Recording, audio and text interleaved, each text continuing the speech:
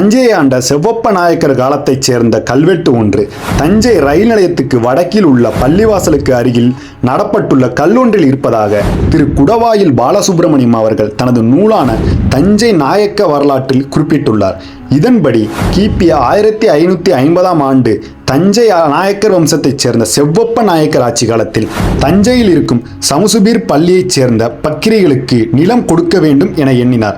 இதையடுத்து நாஞ்சிக்கோட்டையைச் சேர்ந்த கல்லர்குள்ள மன்னையார்களை அரசவைக்கு அழைத்து பேசினார்.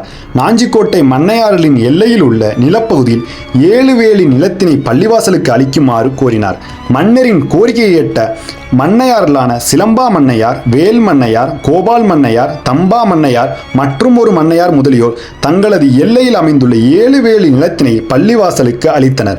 இது 44 ஏக்கருக்கு சமமான நிலப்பரப்பாகும். இந்த நிலத்தின் எல்லைகளாக கருமங்குளத்தின் வடக்கு, கோட்டைக்கு கிழக்கு, கரைக்கு தெற்கு, அழகிய குளத்து வாரிக்கு மேற்கு ஆகியவை குறிப்பிடப்பட்டுள்ளது. இந்த படிக்கு நாயக்கர் ஐயன் அவர்களும் மன்னையார்களும் சம்மதித்து விட்டது என கல்வெட்டு வாசகம் மன்னருக்கு இணையாக கல்லர்குல நிலக்கிழார்களாக மன்னையார்களும் விளங்கியதை பறைசாற்றுகிறது.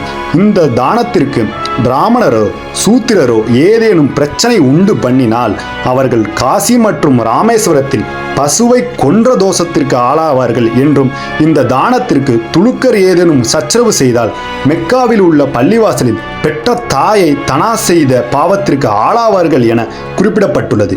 இன்றைக்கு கிட்டத்தட்ட 475 ஆண்டுகளுக்கு முற்பட்ட இக்கல்வெட்டு அக்காலத்தில் நிலவிய சமய பொறுமையையும் மத நல்லிணக்கத்தையும் விளக்குகிறது.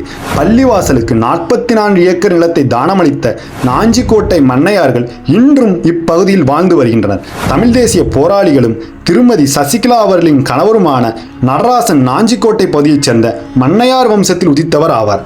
தொகுப்பு இளையர் பெருமகன்.